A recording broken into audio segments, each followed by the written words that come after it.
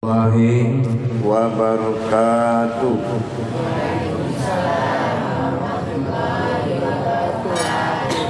Alhamdulillah, alhamdulillahi rabbil alamin. Assalatu wassalamu ala asrafil anbiya'i wal mursalin, sayyidina wa maulana Muhammadin. Ashhadu an la ilaha illallahul malikul haqqul mubin, wa ashhadu anna Muhammadan abduhu wa rasuluhu wa sadiqul wa'dal amin. Allahumma salli wa sallim wa barik ala wa qarim azanul nabil karim idinil lazi min jamalika wa innal ladzi fin jalalika wa innahu fin kitabika wa tahirin wal mujahidina amma ba'du wa ibarullah. Allahu ta'ala wal Qur'anil Karim. Bismillahirrahmanirrahim. Innani 'alallaha fa'buduni la ilaha illallah wa iqimis salata li dzikri. Sadaqallahul azim. Alhamdulillah, segala puji syukur kita panjatkan kehadirat Allah Subhanahu wa taala atas limpahan karunia, rahmah dan hidayahnya, serta dengan izinnya jugalah kita dapat bertemu dan bertatap muka dalam rangka berbagi wawasan dan ilmu pengetahuan. Bersalam kita tidak akan pernah kita lupakan. Marilah sama-sama kita sampaikan kepada junjungan kita Nabi Allah, Nabiul Akhiruz Zaman, Rasulullah Muhammad sallallahu alaihi wasallam. Atasnya kalimahnya, salawatnya kita sampaikan bersama-sama dengan membacakan Allahumma sholli ala sayyidina Muhammad wa ala alihi sayyidina Muhammad. Alhamdulillah para jemaah, insyaallah sebelum kita bertausiah, saya memperkenalkan diri dulu. Saya adalah guru besar Majelis Dzikir Ma'rifatullah di Jakarta, dinobatkan dalam ukhuwah Islamiyah dengan nama Syekh Nur Muhammad Buya Irwan Maulana Al-Khalidi, kelahiran Kabupaten Pasaman, Sumatera Barat. Insyaallah di dalam yayasan kita, Yayasan Islam Hidayatul Mubarakah, akan selalu mengajak umat memperdalam ilmu, amal dan ibadah kita kepada Allah dalam tuntunan penyampaian syiar pada YouTube kita, YouTube Buya Pasaman Timur. Insyaallah mudah-mudahan syiar itu bisa bermanfaat buat kita bersama. Mudah-mudahan apa yang diamalkan Allah berkahi, insyaallah, amin. Para jemaah hadirin yang dirahmati Allah, alhamdulillah dengan isyarahnya Allah dan petunjuknya kita telah membuka yaitu kelompok berjamaah dalam rangka berma'rifatullah untuk Provinsi Sumatera Utara. Kita pusatkan di Kota Kisaran. Insyaallah sudah mulai berdiri.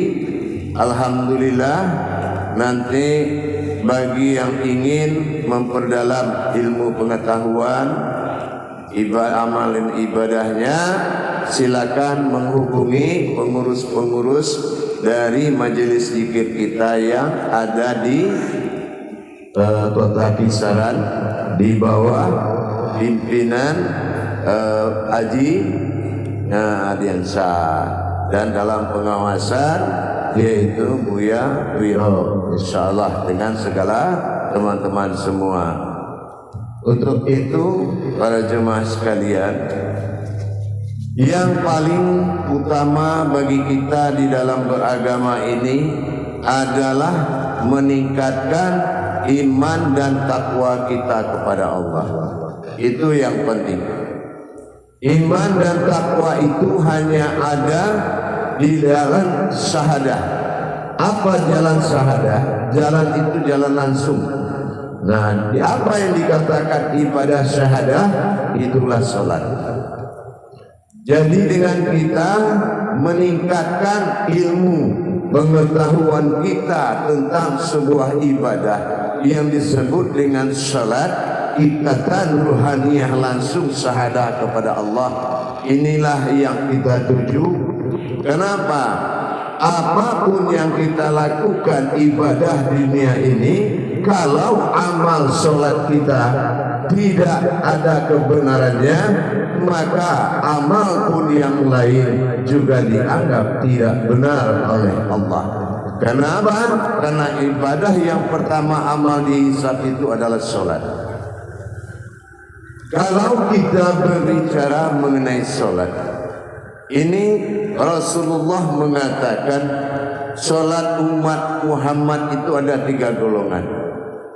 Yang pertama, bagi yang tidak pernah belajar, kata Rasulullah, sholatul marhalah allal fijazadiyah. Artinya apa?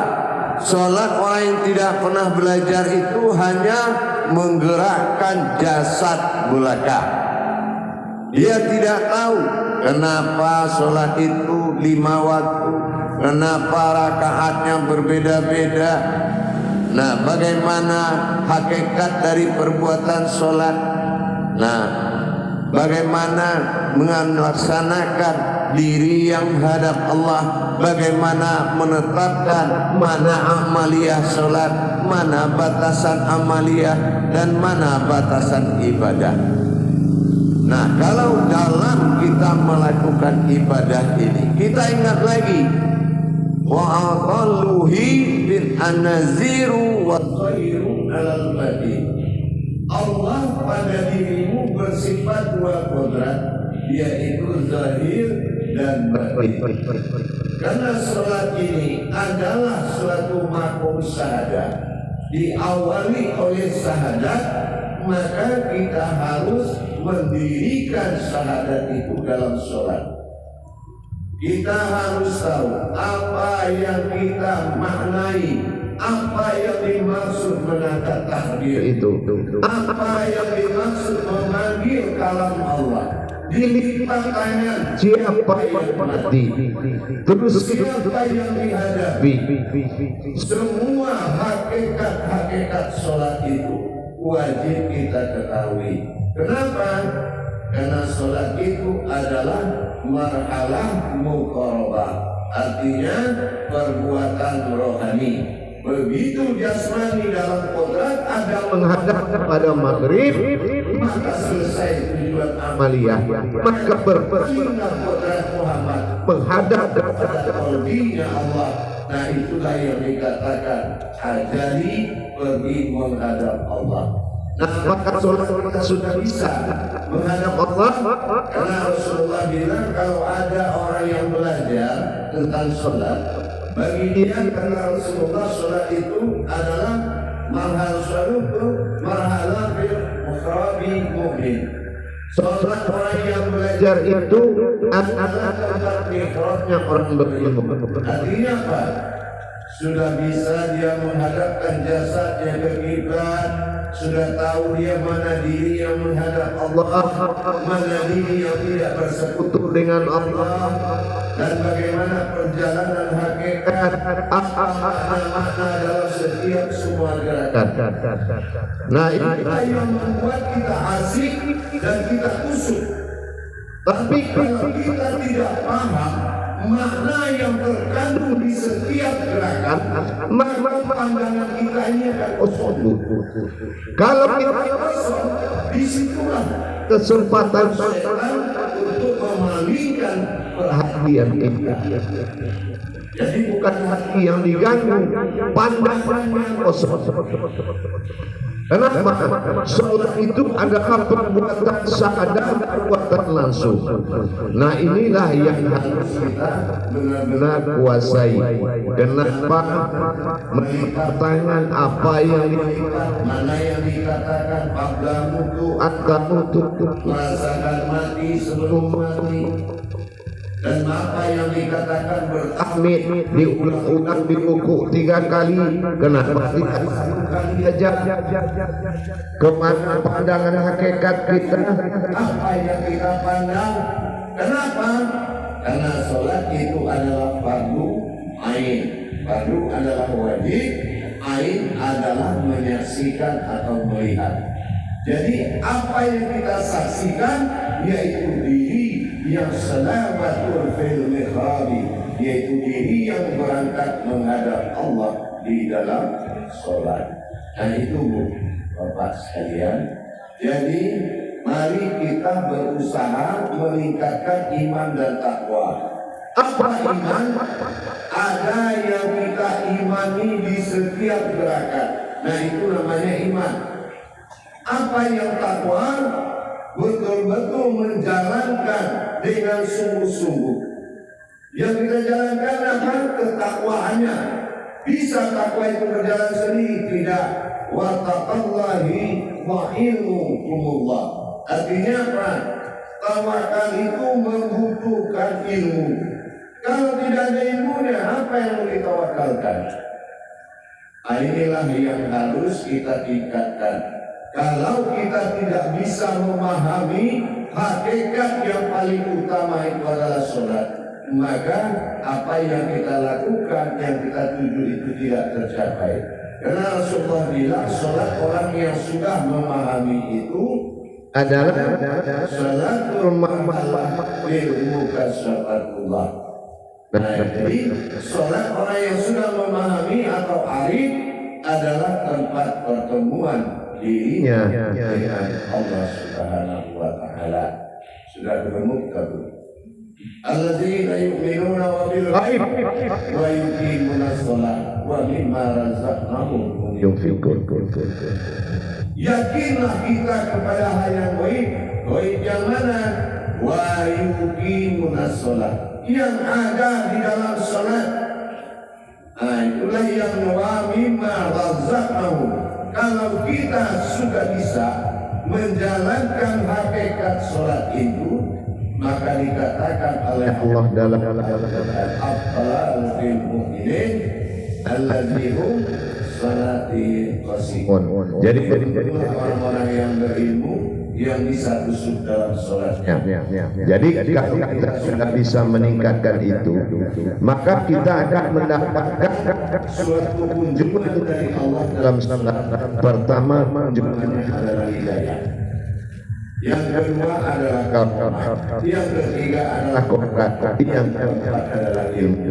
Nah, inilah dengan kita meningkatkan kualitas ibadah sholat kita, maka kita akan semakin terhubung ketuhanan kita kepada Allah. Inilah yang menjadi suatu himbauan saya di dalam hidup. Kenapa? Apapun yang kita kaji, apapun yang kita amalkan, tapi kalau kita belum bisa menghadap Allah dalam sholat, apalah artinya yang diamalkan tadi?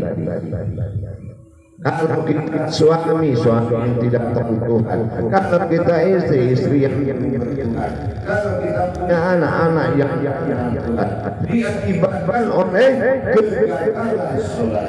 Kalau sholat itu tiap agama, Kalau tiangnya sudah jatuh, semua akan menegak. Mulai semua naik ke bulan. Inilah titik-titik masalah. Maka banyak orang Islam itu kalau mengeluh, saya sholat malam gak pernah tinggal. Saya selalu sholat dan zikir malam dan tidak pernah tinggal. Tapi kenapa nasib saya begini-begini saja, Pak? Nah, itulah Allah semakin menjawab kebenaran dengan kesalahan dengan kesalahan. Nah, semakin ternyata dia tidak tahu kenapa azan itu 2 kali diulang dan ditutup 1 kali dengan syahadat.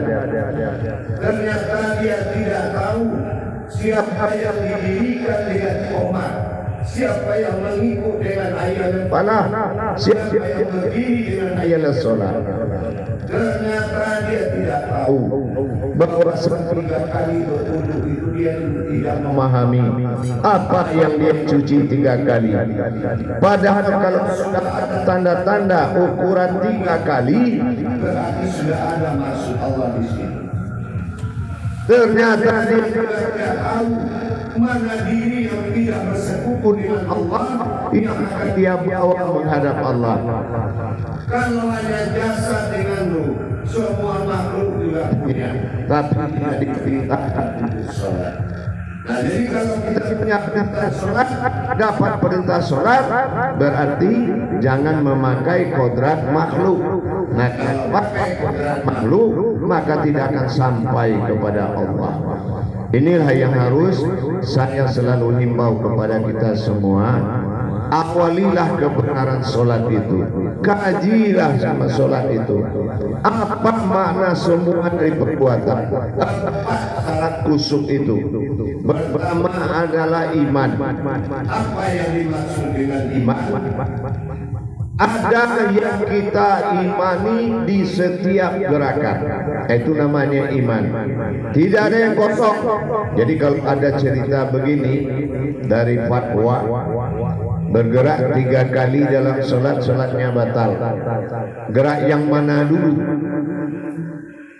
Gerak yang membatalkan sholat 3 kali rukun, tidak mengandung hakikat, 3 kali gerakan, maka sholat itu batal. Contoh apa? Allahu Akbar. Dia ruku, dia nggak tahu ruku itu apa. 1. Sami Allahu liman hamidah. Dia juga tidak tahu apa itu. Allahu Akbar. Dia sujud, tapi dia juga tidak tahu apa itu sujud. 3 kali rukun dia tidak paham hakikat, itulah dikatakan 3 kali gerakan batal. Kenapa? Yang membatalkan adalah makna. Nah gitu, yang membatalkan adalah makna. Tapi kalau kita benarin kain sarung, benarin ngaji, itu bukan gerakan yang membatalkan, itu gerakan batil yang ada di dalam sholat, tetapi tidak membatalkan. Tapi yang membatalkan putus ibadah karena tinggal lagi dapat amaliyah. Kita sholat fardu, pulang-pulang dapat amaliyahnya aja. Kenapa? Karena sudah terlanggar hakikat daripada sholat.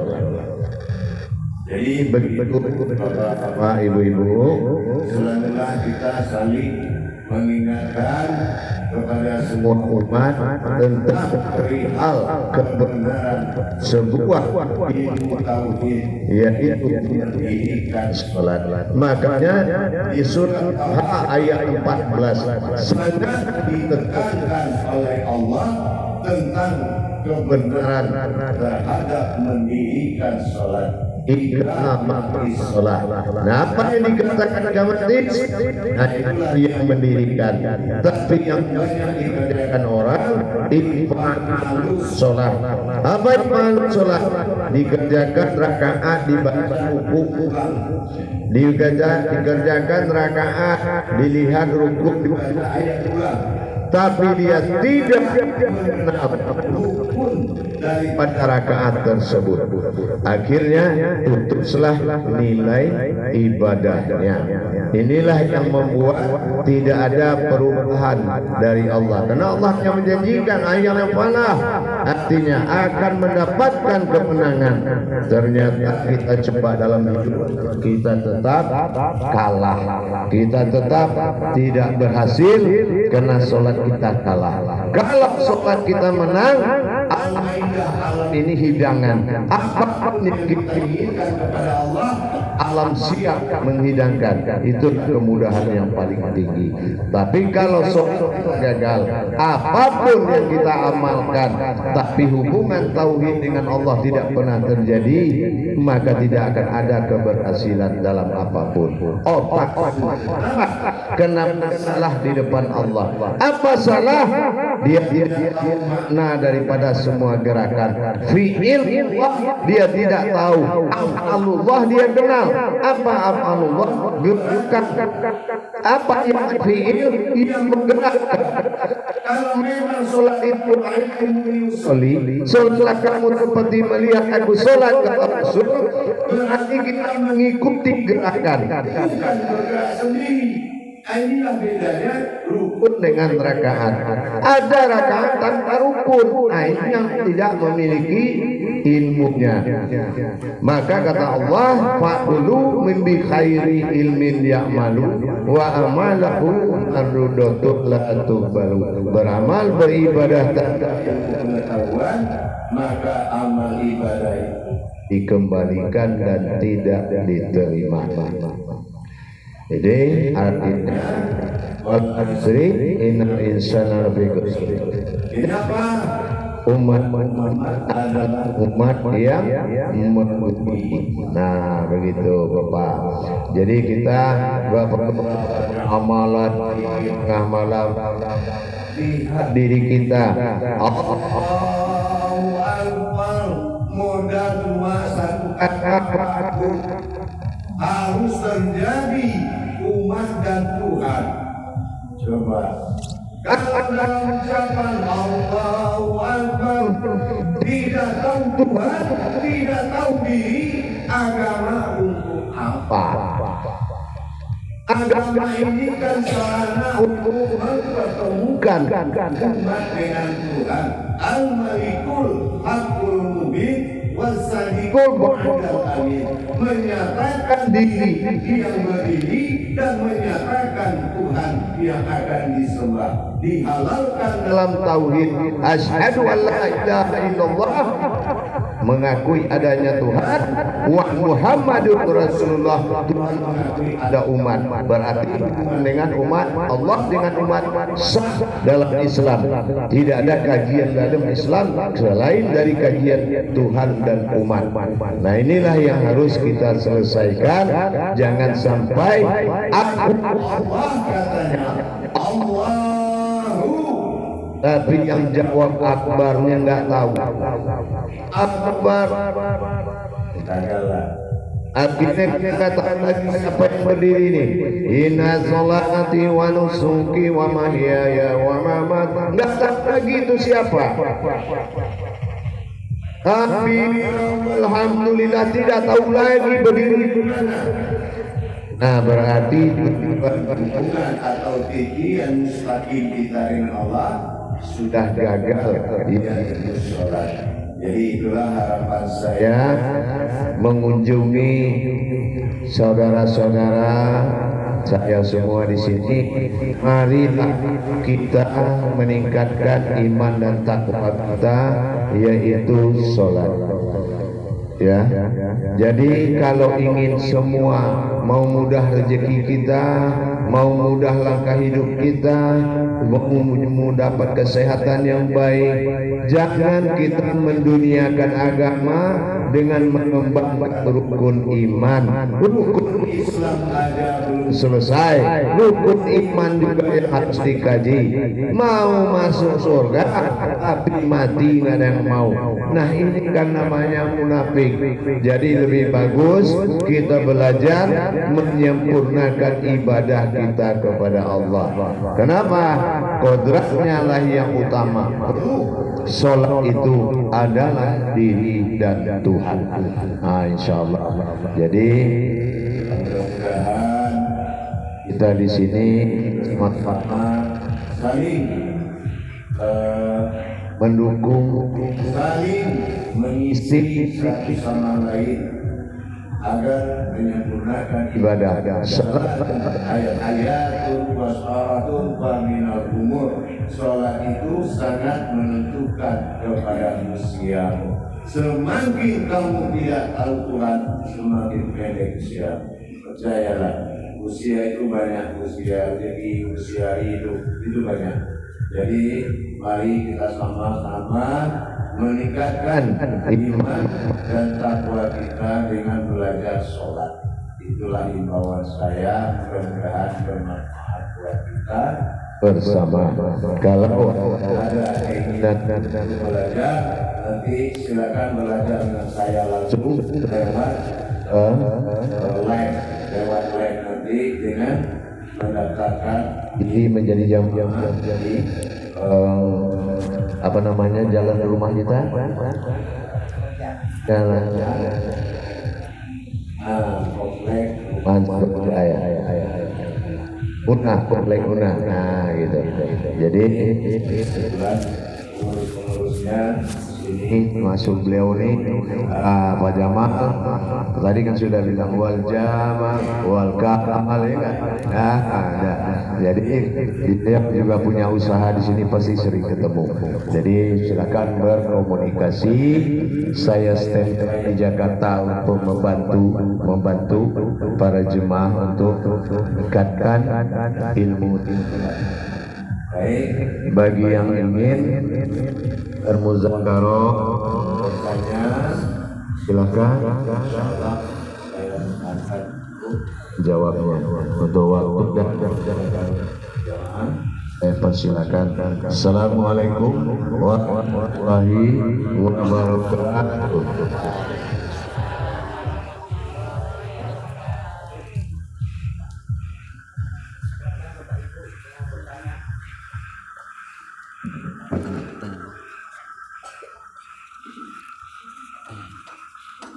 Ya dokter.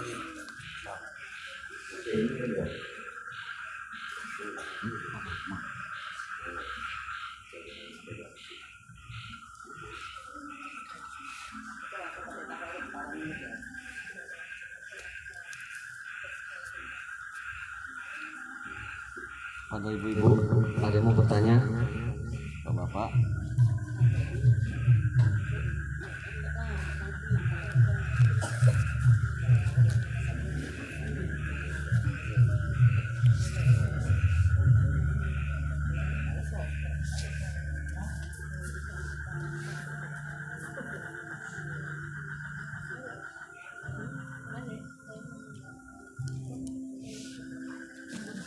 Ya, bagaimana ibu-ibu? Tanya, Bu. Tanya aja tentang sholat. Enggak. Tanya aja. Gini aja. Tanya apa ini ya? Tentang sholat. Kebenaran Iya, sholat iya. mau khusyuk, mau apa macam mana Iya, cara? iya, Pak ya. Assalamualaikum warahmatullahi wabarakatuh. Waalaikumsalam warahmatullahi wabarakatuh.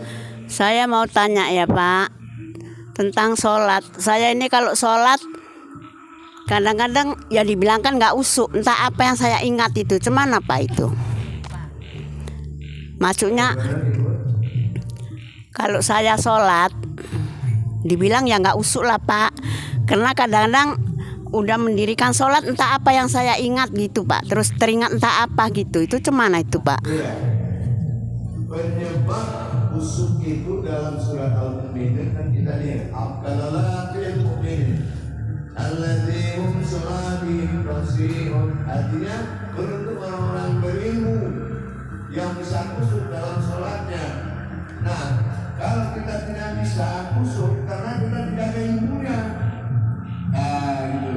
Karena syarat kusuk itu ada 4. Pertama, iman. Iman yaitu mengimani sesuatu maksud di gerakan kita. Kalau kita melipat tangan, ini yang melipat apanya nih? Kenapa saya melipat tangan? Maksudnya apa? Kenapa saya ruku? Oh, itu aja yang diulang-ulang 3 kali. Sampai perbuatannya. Yang kedua, Islam. Islam itu bukan agama, maksudnya din. Din itu bisa menggerakkan diri kepada Allah. Dal, alif, nun. Dal itu perjalanan, alif itu Allah, nun itu adalah hayat atau diri. Nah, ternyata diri kita tidak bergerak, tubuh kita bergerak, diri tidak. Nah, itu. Apa beda tubuh dengan diri? Iya, pasti beda. Namanya yang pulang kepada Allah, pulang ke kuburan kan tidak sama. Nah, gitu. Ternyata kita tidak tahu mana rohani akan menghadap ke Rabbaninya Allah, karena tidak ada ilmunya. Itu. Jadi yang penting apa itu tauhid, tauhidiyah namanya. Tauhid itu apa? Dari mana munculnya ayat, terus kemana perginya ayat, kemana baliknya ayat. Itu juga kita tidak tahu. Nah, jadi terakhir ma'rifat. Ma'rifat itu bukan pandangan, tapi ma'rifat itu adalah tujuannya. Apa sih tujuan sholat zuhur? Apa sih tujuan sholat asar? Rakaatnya sama, namanya beda-beda. Kenapa tidak disuarakan? Apa maksudnya maghrib? Kenapa 3 rakaat? Jadi tujuan atau intiqah dari sholat itu kita harus tahu. Jadi kita harus belajar ibu. Gitu. Kalau ibu udah belajar, ibu akan asik di situ. Asik itu kusuk namanya. Nah, itu. Tapi kalau kita sholat dari ibunya, apa kerja kita? Ada 2 yang kita ingat. Pertama, ayat yang membaca. Yang kedua, rakaatnya dan ketinggalan. Akhirnya urusan dengan Allah nggak ada. Tauhid ilahiyahnya nggak jalan karena kita sibuk mengingat ayat itu rakaat. Nah, itu. Jadi ibadah sholat itu adalah ibadah. Gerakannya amaliyah. Nah, yang wajib itu adalah ibadahnya. Kalau gerakannya amaliyah, nggak sanggup berdiri, silakan duduk. Dan gitu. Jadi kalau ibadahnya fardu ain, artinya wajib kita menyaksikan setiap gerakan tadi. Jadi solusinya ibu harus belajar. Ya, sekali lagi ya Pak. Nggak bisa suara diwajibkan setiap umat Islam belajar menuntut ilmu. Udah sekali lagi ya Pak, saya mau tanya. Insyaallah. Pegang ini juga. Untuk YouTube. Kalau mendoakan orang tua atau suami Pak, apakah siap sholat itu kita membaca atau yang kita baca apa langsung aja ya Allah ya Tuhanku gitu apa cemana Pak? Kalau kita menghubungi, bahasanya kita canggihkan, menghubungi ke alam yang lain itu dinamakan alam barzakh. Itu kita harus melaksanakan ilmu rabitah alal wasilah. Artinya kita harus berabitah dulu. Berabitah dulu melalui ayat rabitah. Jadi tidak boleh ada doa lain. Karena perjanjian antara sauful sufah dengan ma'natil suli, orang yang di alam bawah tanah ini dengan alam di atas tanah, itu adalah hubungannya rabitah. Rabitah alal wasilah. Artinya apa? Ayat yang sangat suci. Jadi ayat yang sangat suci itu sudah disiapkan. Astagfirullahaladzim, astagfirullahaladzim, astagfirullahaladzim. Alladzi la ilaha illa huwal hayyul qayyum wa atubu ilaihi. Ketika kali, nah baru kita bilang Sumailah wa hiya abaihi. Ingat, orang tua yang sudah meninggal itu adalah beda dengan sebutan abaihi. Abaihi adalah orang tua kodrat dulu, yaitu Adam alaihissalam. Wa ummahatihi itulah Hawa. Nah itu. Setelah itu waktu susot arwahi wa abaina, baru sebut kalau orang tua kita. Kalau suami wa imama, nah gitu ya. Nah kalau yang istri wa harimah, jangan didoakan istrinya ya. Jadi itu paham itu. Nah setelah kita tuju seperti itu melalui ayat rodita, barulah kita mengirim Al-Fatihah. Di Al-Fatihah itu udah ada doa semuanya, nggak perlu disebut lagi doanya. Apa yang ibu inginkan sudah ada diri dalam diri, yaitu Al-Fatihah. Diri yang dikatakan na'am alaihim, diri utusan Allah itu yang akan menyampaikan kepada yang dituju. Nah itu makanya dikatakan karomah. Innallaha waqil karomi al-Fatihah. Nah barulah berangkatlah diri utusan Allah tadi dinamakan diri karomah. Nah diri hidayah. Nanti dia ketemu dengan almarhum. Siapa tahu saya adalah karomahnya. Ya baru sebutin kita dalam rangka menyampaikan amanah Allah, amanah istrimu, amanah keluargamu atau apa. Apa amanahnya? Salamun haulan min Rabbir Rahim. Salamanlah dia yang diutus dengan arwah tadi. Bahwasan ini adalah keselamatan dan salam dari yang menyampaikan. Nah, ucapan selamat dari Allah. Jadi itu Al-Fatihah. Jadi tidak perlu didoakan lagi gitu. Karena hubungan makom antara ibadah adalah orang hidup. Putus ibadah kalau orangnya sudah tidak hidup lagi. Kalau orang yang sudah meninggal kita hubungi dengan ibadah atau dengan doa tidak sampai, tapi dengan robitah dia sampai. Karena robitah itu adalah mukhato'ah, yaitu kosamnya Yasin. Ya, Yasin pengadilannya Al-Quran. Jadi kalau sudah robitah berarti kekuatan Yasin, sumpahnya Allah, makanya tetap sampai. Gitu. Paham, Ibu? Insyaallah paham, Pak. Terima kasih ya, Pak. Assalamualaikum warahmatullahi wabarakatuh. Waalaikumsalam warahmatullahi Kalau sholat aja tanya, Bu. Jadi sholat kita mau kemana ini, mau dibawa? Iya memang. Tanya aja. Mau belajar bisa. Nggak bisa.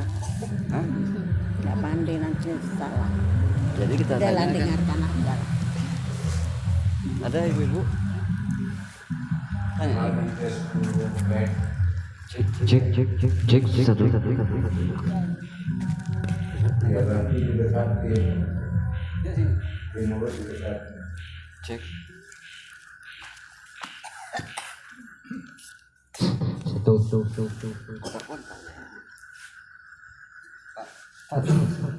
Saya mau tanya ini, Pak. Tentang yang diceritakan tadi. Ini umpama ada orang Islam lah dibilang kan, sholat maghrib ada 3 pergerakan tadi kan.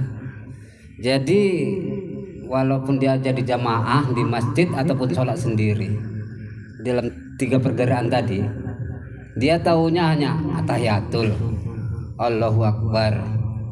Tapi itu tadi atahiyatul, dia tahu atahiyatul bacanya kan. Tapi makna atahiyatul itu apa gitu? Nah, assalamualaikum, hanya assalamualaikum, tapi nggak tahu maknanya. Itu tadi kan cuman tadi akhirnya. Jadi kalau yang sholatnya dari dulu sampai sekarang, akhirnya nggak mendapat apa-apa itu Pak, karena itu tadi nggak tahu dia itu apa atahiyatul itu gitu. Nah, jadi cuman itu Pak, kalau yang dari dulu sampai sekarang ya taunya itu aja karena nggak pernah memahami kajian apa atahiyatul itu. Jadi tadi akhirnya nggak mendapat apa-apa Pak. Kalau kita Itu aja katakan lah, tidak dapat apa-apa, tidak mungkin, ya. Tetapi yang dikatakan Allah adalah umat yang merugi. Dapat kan sekarang ini di surah Al-Mu'minun itu kan orang beruntung, ya. Nah artinya kalau ingin kita beruntung di sisi Allah, maka tentulah ilmunya kan gitu, beruntunglah orang lain. Kalau selama ini dia tidak ada ilmunya, ada penangkisnya di bawah, yaitu amaliyah. Kita contohkan begini, sholat Jumat. Jumat itu kodratnya 4 zuhur, 4 rakaat, ya, 2 kali azan. Tiba-tiba si mengkutip ceritanya kemana-mana, ke politik, umpama, ke aib. Nah, selesai 2 rakaat. Begitu rakaat ketiga kita angkat mulai sholat 2 rakaat, nggak nyambung antara 2 khutbah dengan 2 makmum. Batal zuhur, tinggal Jumat, Jumat tinggal sunnah, dapatlah sunnah. Rugi kan? Tapi Jumat tetap halal gitu. Tapi kita rugi. Nah, sama juga dengan orang yang jadi imam itu. Dia jadi imam, apa jadi imam di depan jemaah di belakang? Apa itu yang dimaksud berjamaah? Apa itu yang beribadah? Yang beribadah itu dia di depan, jemaah di belakang. Apa itu yang dipandang oleh Allah? Nah, ya. Coba kita tanya, Ustaz, tanya, apa hubungan ibadah kita? Kalau hubungan amaliyah kita akui. Apa kata Ustaz? Wallahualim, amin. Hubungan ibadah kita, di mana kami di Ustaz? Ditaruh di mana kami ini?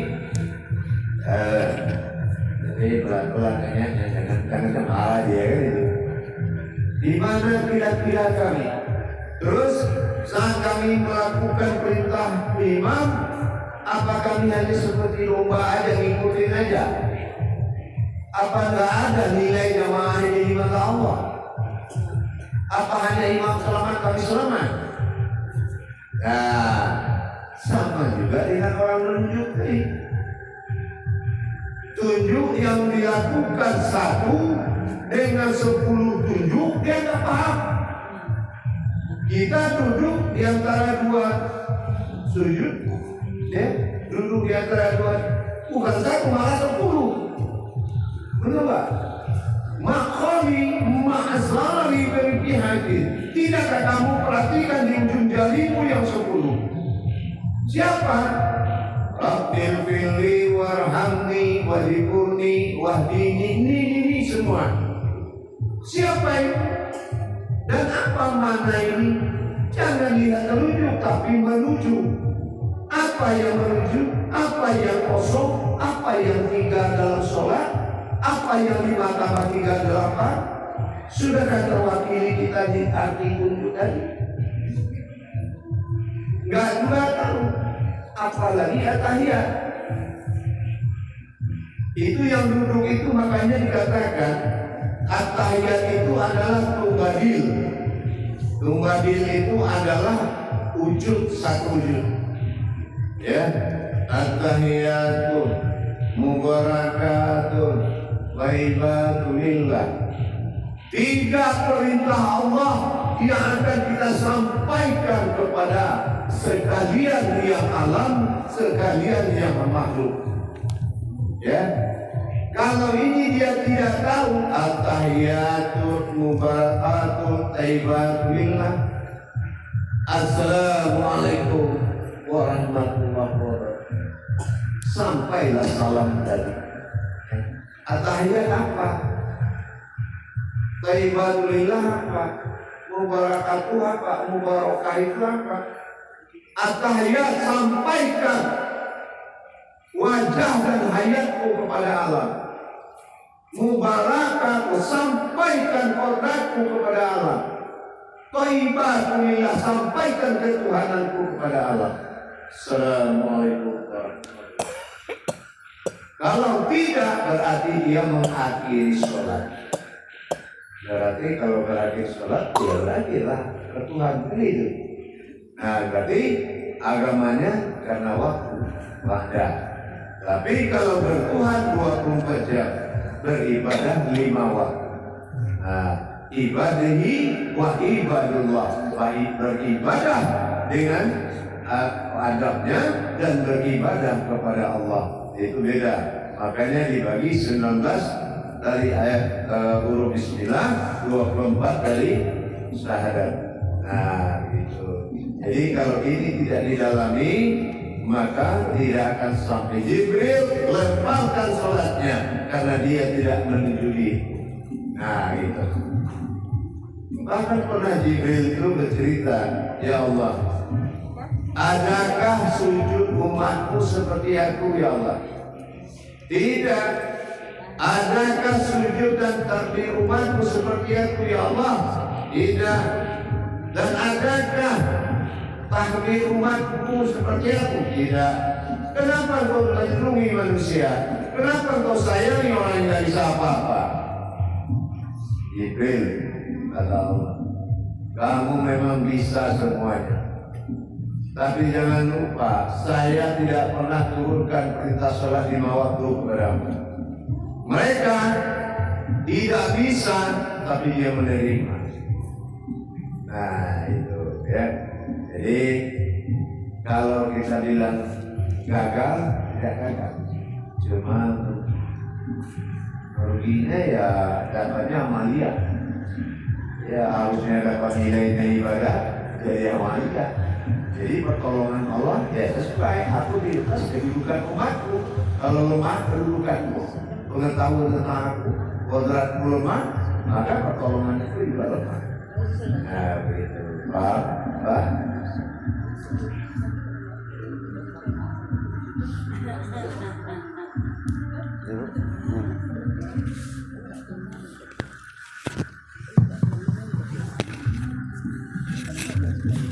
Assalamualaikum warahmatullahi wabarakatuh, Bu ya.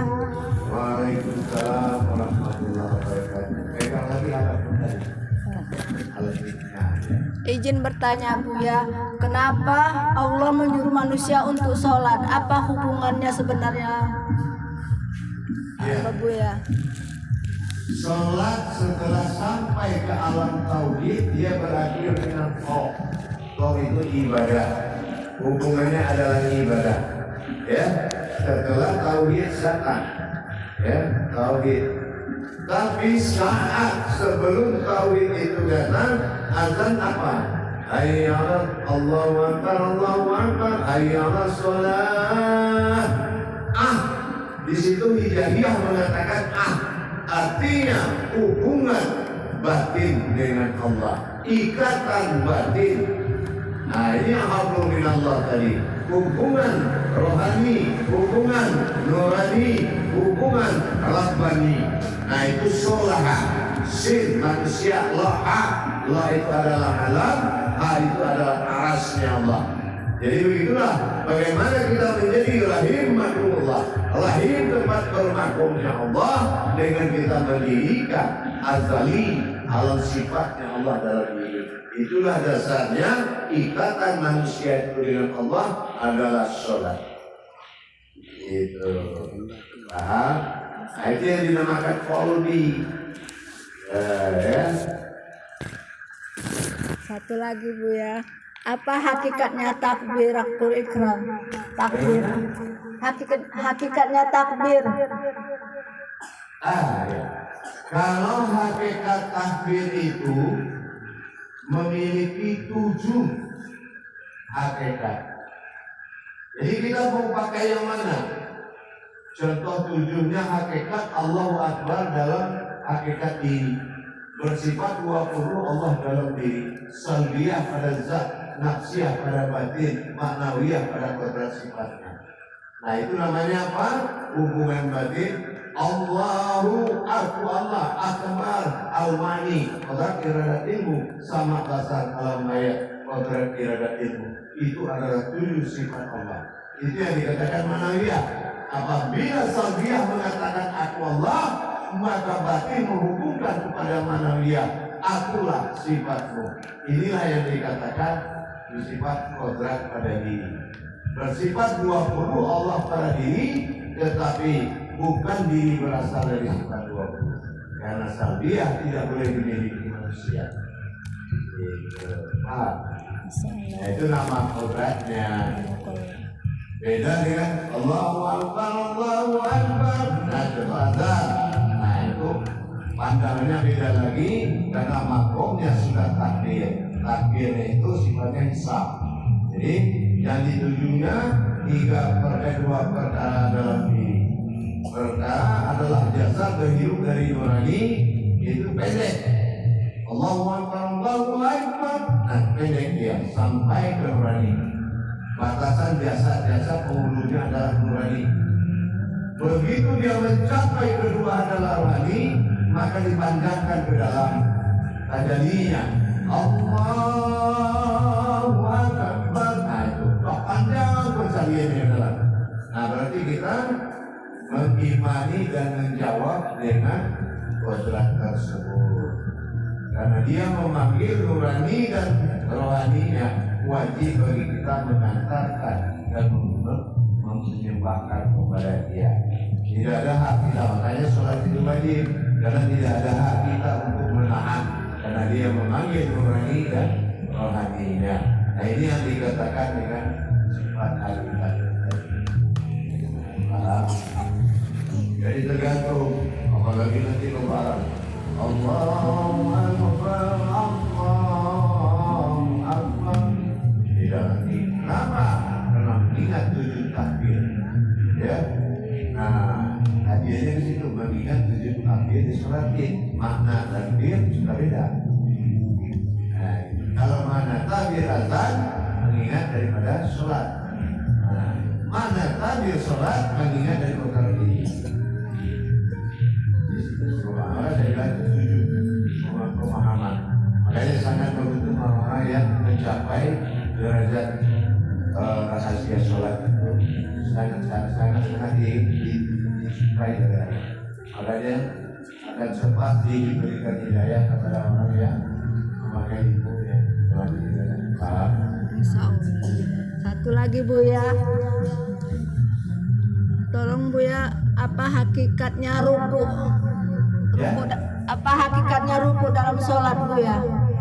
Ruku dalam sholat.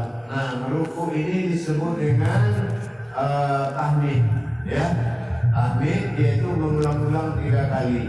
Kenapa nggak dinamakan zikir? Nah, ruku adalah suatu pekerjaan yang dilakukan di antara langit dan bumi. Ya, Allahul ladzi khalaqas samawati wal arda wa ma bainahuma. Artinya jika di lapis langit, di lapis bumi, tapi aku ada di antara keduanya, maka ruku dan sujud engkau.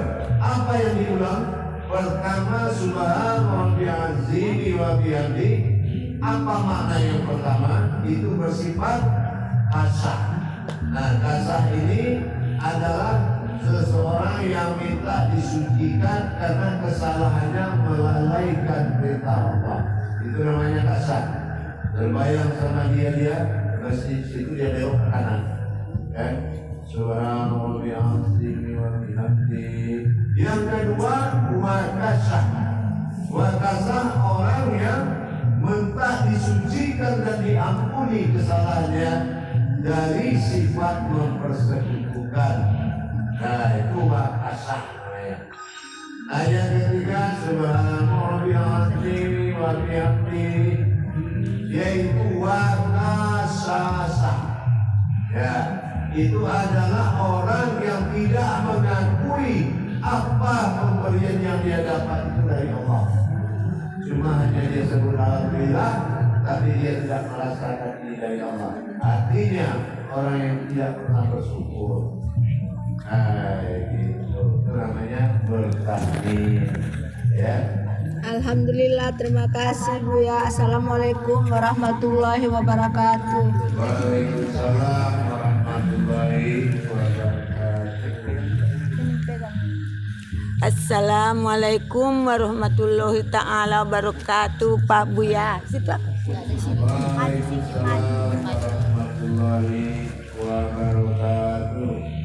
Kami ini Pak Buya sedang di ilmu syariat. Mengapa Pak Buya? Kami ingin mau mengikuti ilmu tauhid ataupun tasawuf. Itu Buya, perlu kami dengar apa tujuan, apa maksudnya. Wahiridot, assalamualaikum warahmatullahi ta'ala wabarakatuh. Udah deh ya. Ulang lagi. Lagi. Ya. Cek. Lagi? Enggak. Cek. Jadi, Ya. ya sudah paham. Jadi kalau ingin mengikuti tauhid itu memang berasalnya awalnya dari tasawuf.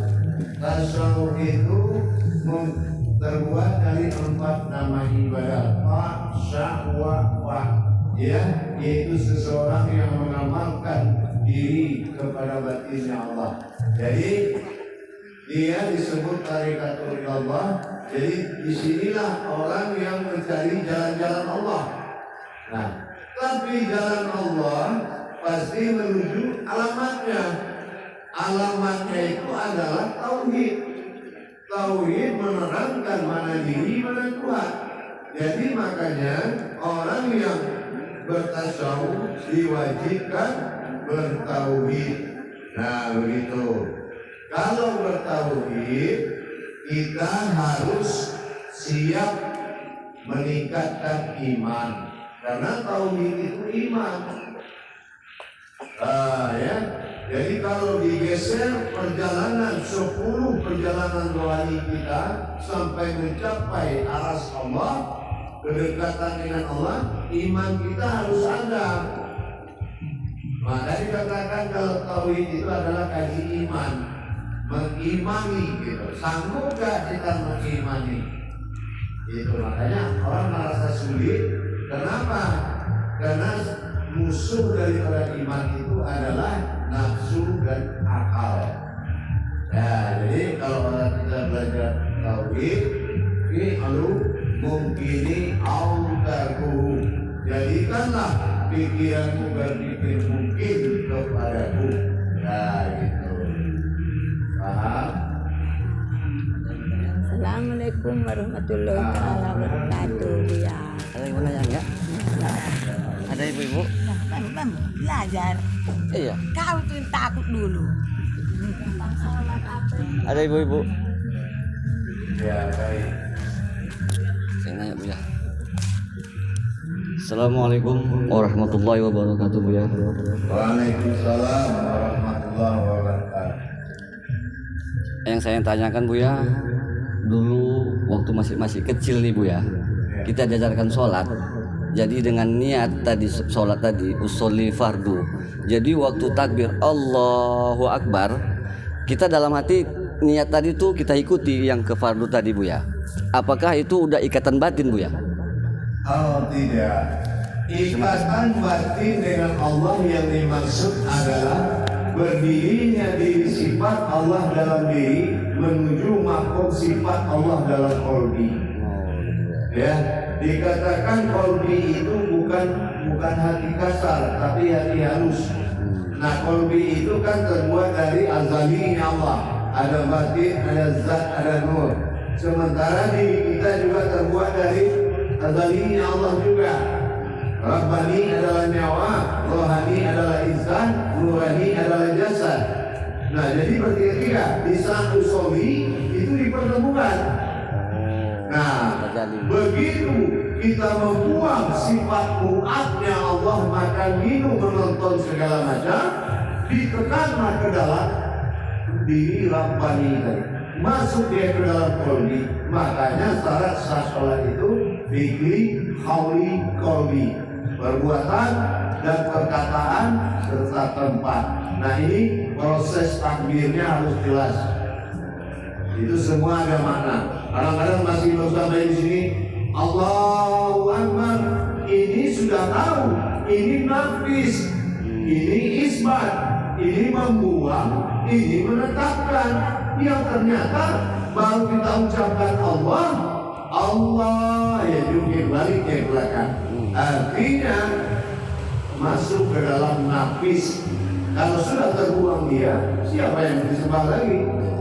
Nah, gitu ya. Jadi usoli itu bukan nawaitu. Jangan disamakan. Usoli dengan nawaitu beda. Memang judulnya sama-sama niat. Kenapa nggak nawaitu aja? Beda. Usoli malah lillahi ta'ala, betul nggak? Iya, betul. Nah, kenapa ditakbir lillahi rabbil alamin? Banyak ilmu tersembunyi di sholat itu. Kalau mau belajar, tapi kalau nggak mau belajar, memang Islam paling agama tersulit. Tapi kalau mau belajar, Islam agama termudah. Karena Islam adalah kodrat, bukan agama sembahan. Itu aja, paham? Paham, insyaallah Bu ya. Terima kasih. Assalamualaikum warahmatullahi wabarakatuh. Waalaikumsalam warahmatullahi wabarakatuh. Jadi jamaah sekalian yang dirahmati Allah, mudah-mudahan muzakarah dan tausiah kita ini Allah berikan hikmah kepada kita semua. Mudah-mudahan ada hal-hal yang berhikmah yang bisa diambil. Mudah-mudahan juga kepada kita dengan adanya pertemuan ini, mudah-mudahan juga insya Allah Allah lanjutkan menjadi wasilah kepada jalannya Allah. Mudah-mudahan insya Allah. Untuk malam ini, untuk tausiahnya kita cukupkan sampai di sini dulu. Insya Allah di lain waktu kita akan bertemu lagi, izin Allah. Mudah-mudahan kalau ingin memperdalam silakan menghubungi jamaah kita yang di kisaran untuk melanjutkan dan belajar seminggu sekali di YouTube itu, berhadapan langsung nanti di HP. Jadi situ boleh tanya apa saja, boleh lah ya. Nah, jadi baik untuk malam ini insya Allah kita akhiri dengan akhirul kalam.